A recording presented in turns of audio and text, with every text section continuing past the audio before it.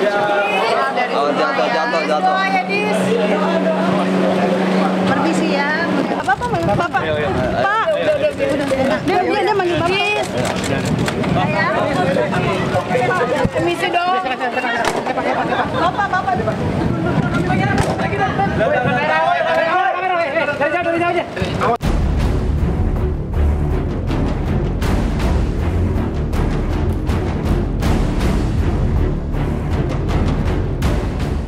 Tragedi hidup tak kunjung usai menyengat Edis Adelia. Belum selesai melepas sang suami ke penjara serta harus berhadapan dengan pandangan miring terhadap rumah tangganya, kini Edis juga ikut terenggut kebebasannya.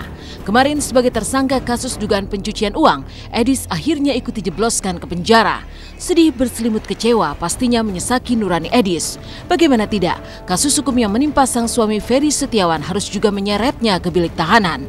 Tak pelak, wajahnya bertabur sembab lantaran Edis terlihat habis menangis. Pak Edis. Pak, jangan dialingin, Pak. Jangan dialingin, Pak. Masa. Maju aja. Pak Edis seperti apa sih, Pak Edis? Pastinya sedih ya, pastinya sedih saya diperlakukan seperti ini. Minta doanya aja dari semua saya kuat ya. Ya, pastinya kecewa, pastinya sedih ya. Saya sedih banget diperlakukan seperti ini. Cuman saya yakin kezoliman itu suatu saat akan terungkap. Jadi orang-orang zolim itu biarkan saat ini ketawa, tapi pada saatnya nanti biarlah Allah yang balas. Kita berusaha tegar, sabar, ikhlas dijalani ujian ini. Doain aja saya kuat ya. Mbak Edis mungkin tahu nggak Mbak Edis terimanya seperti apa sih Mbak Edis? Ya ikhlas aja Mbak, belajar ikhlas aja, sabar aja ya. Mbak Edis sendiri mungkin Mbak Edis tidak mungkin kuat Mbak untuk menghadapi bebannya Mbak Edis. Dijalani aja Mbak, jalani aja. Minta doanya ya. Ada penangguhan. Tanya Mbak Ina ya, doanya ya semuanya ya, doanya ya. Doanya aja. Doanya ya. Masalah alasan penahanan sampai saat ini saya pun tidak tahu alasannya kenapa. Karena kalau kita mengingat ke undang-undang ya, alasan penahanan seseorang itu satu diduga takut melarikan diri. Edis mau lari kemana? Ya kan? Selama sidang suaminya dia sangat kooperatif. Tiap sidang dia selalu datang. Dia kerja di sini, lihat usia bapaknya juga udah umur begitu. Siapa yang ngurusin bapaknya di dalam? Yang kedua, menghilangkan barang bukti yang mana? Semuanya sudah diserahkan ke kejaksaan dari penyidik. Ya kan? Tidak mungkinlah seorang Edis yang hanya karena menerima uang nafkah suaminya tiba-tiba harus ditahan. Ini benar-benar suatu hal yang luar biasa. Edis Adelia dipersangkakan membantu suaminya dalam kaitan tindak pidana pencucian uang, juga tindak pidana penggelapan. Namun untuk Edis Adelia dikenakan tindak pidana pencucian uang, walaupun dia dalam kaitan sebagai istri daripada tersangka utama. Berkas perkaranya sudah dipelajari oleh jaksa dan dinyatakan P21. Jadi tadi pagi sekitar jam 10 jam 11 tersangka datang sesuai dengan panggilan penyidik dan kemudian dilengkapi dengan berkas perkaranya, alat buktinya diserahkan kembali ke kejaksaan sebagai langkah tahap 2 setelah P21 diterbitkan. Tidak ada barang bukti yang hilang. Barang bukti semua diserahkan lengkap oleh dari pihak polisi ke kejaksaan. Semua lengkap. Kami di situ berdua dan menyaksikan detil itu, pemeriksaan satu persatu barang bukti. Barang buktinya apa aja Mbak? Nggak boleh tahu yang di tadi. Mobil, salah satunya mobil Velfire ini ya. Tas channel warna pink dan warna hitam. Terus ada beberapa transfer rekening. Kemudian ada beberapa dokumen yang Edis sendiri tidak tahu, tapi ya itulah semua kewenangan penyidik.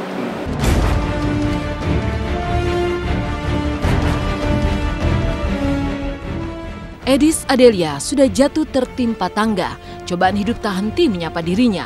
Setelah kehilangan sang suami Ferry yang divonis 5 tahun penjara, kini Edis pun harus siap menghadapi hukuman tahanan sementara oleh pihak kejaksaan. Entah nantinya Edis terbebas atau harus menjalani masa tahanan, masih menunggu putusan pengadilan. Lantas disengat badai hidup yang begitu menghimpit, Edis hanya pasrah. Tapi sanggupkah pasrah dan ketabahan Edis mengusir lara nestapa di relung terdalamnya? Mampukah Edis sabar menjalani kurungan sementara ini? Entahlah. Tapi inilah Edis yang harus dikawal menuju mobil tahanan, serta duka pihak keluarga yang hanya bisa menyaksikan sosok yang dicintai harus melakoni episode kelam itu.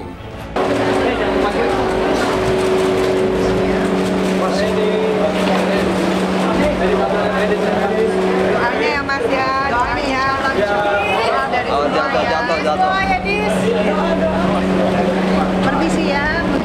Bapak, Pak. Dia manggil Bapak.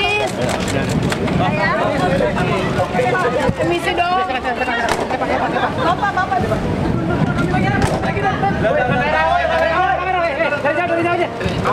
Diri baik-baik ya.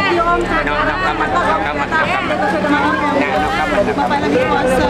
Mobilnya udah dipanggil ya Pak? Bapak lagi puasa. Kasihan ya. Maaf, Bapak lagi puasa. Kasihan Bapak lagi puasa.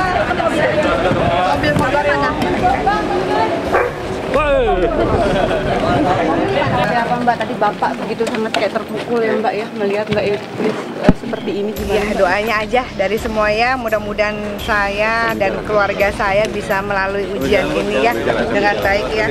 Pastinya berat banget buat saya, ya saya berusaha tegar, tabah, ikhlas menjalani ini. Doanya aja. Tadi sempat kepikiran, sempat mungkin izin kepada suami. Nggak bisa, suami saya kan di dalam. Ya, buat pemirsa semuanya, mohon maaf lahir batin kalau ada salah. Itu diatur dalam pasal 21 KUHP, ya. Itu ada alasan-alasannya. Bahkan di situ disebutkan memang salah satu pasalnya adalah 378, ya kan. Tapi kalau kita lihat, Edis ini nggak pernah ada hubungannya dengan pasal 378. Karena itu kan yang didakwakan pada suaminya, ya kan, termasuk 372. Nah, oke lah sekarang ke TPPU. TPPU kan harus dibuktikan lagi, apalagi dia seorang ibu rumah tangga yang terima nafkah. Nah, ini undang-undang TPPU ini sangat berbahaya gitu loh. Artinya nanti tidak hanya ke Edis, tapi menjadi presiden buruk bagi semua ibu rumah tangga, orang-orang yang tidak tahu menau. Dia akan terseret-seret. Kami sudah mengajukan penangguhan penahanan ya. Tapi semua ini kan permohonan itu kan bisa dikabulkan bisa tidak, tapi kami tetap berupaya ya, kita tetap berupaya mencari keadilan buat Edis ya. Dan hal yang sangat saya sayangkan adalah di kepolisian tidak dilakukan penahanan ya. Tapi kenapa tiba-tiba di kejaksaan dilakukan penahanan? Memang kami menyadari itu kewenangan kejaksaan ya. Kita hargailah proses hukum yang terjadi. Tapi secara etika ini hal yang sangat luar biasa buat kami.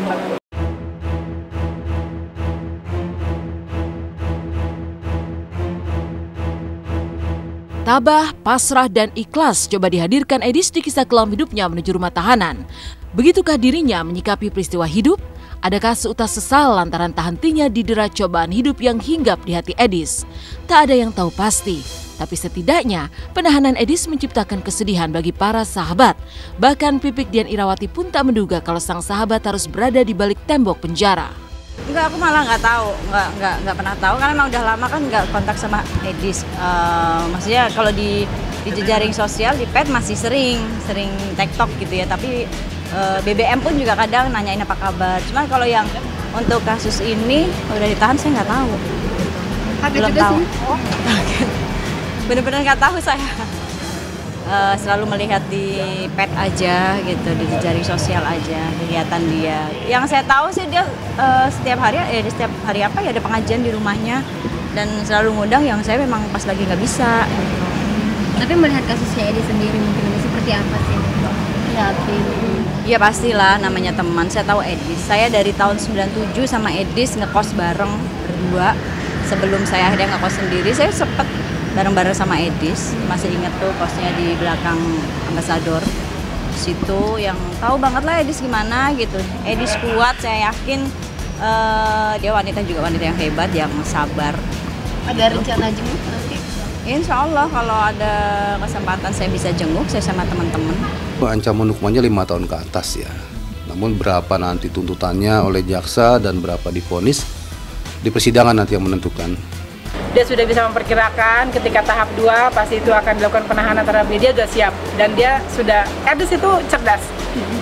Dia bisa membaca situasi dan dia sudah siap dengan konsekuensi terburuk apapun.